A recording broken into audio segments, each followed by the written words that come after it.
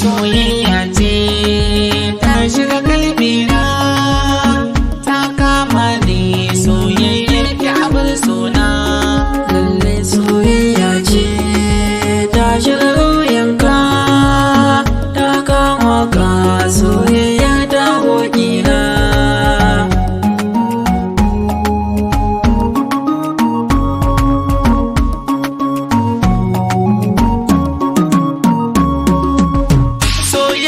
Ta shiga kalbina sai sauya tunanina, a dare ko rana tunani nake yi na kanwana, dan ta shiga sashen raina har da mafarkaina, san banda kamar ta nake ji har a cikin raina.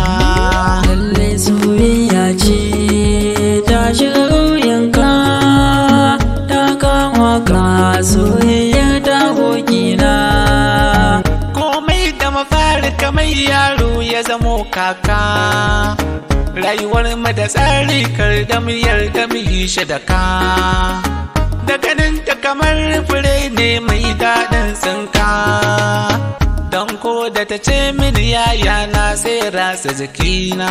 Lalle soyayya ce ta shiga ruyanka, ta kama ka soyayya ta hokina.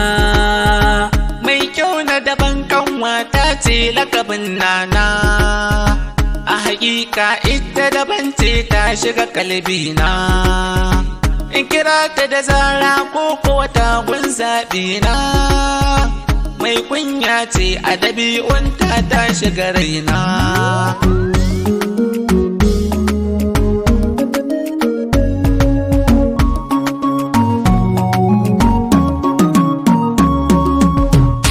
San da dalili tun da kishin bai kare ba, soyayya ce ko ƙauna ni ban gane ba, duk yadda na so na faɗa mata sai bata gane ba, lafazinta a kullum gare ni bai wuce yayana.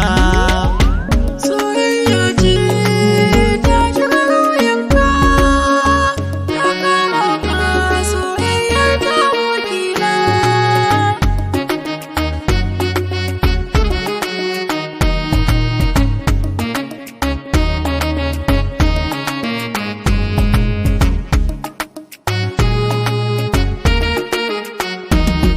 Soyayya ce ta shiga ruyanka, ta kama ka soyayya ta hokina. Ban san rabuwar mu da kanwata ko da a gaba, in dai da rabon kwaɗo na san bai kai sama ba, na san hakuri silan nasara ta zamo babba, zan yarda na zama damo akan ki kanwana. Lalle soyayya ce ta shiga ruyanka, ta kama ka soyayya ta hokina. Na gane abar suna ita ce kuma kanwata, wani buri ne na cikin rai da dole na alkinta, na furta wasikar zuciya zan so ki karanta, da bukata amincewar kin ji abar sona.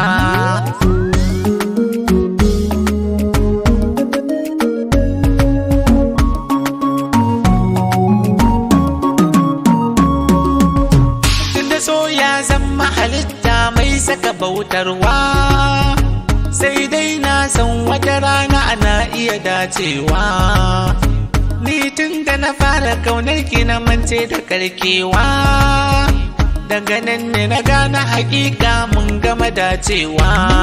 Lalle soyayya ce ta shiga ruyanka, ta kama ka soyayya ta hokina. A cikina nake ji yanzu hakan makina jina, tsoron da nake ji kar na rasa ki a zaɓina, shi yasa ni na furta kin ji Khadija ta kanwana. Idanuna ba su gani in baki a sashi na. Soyayya ce ta shiga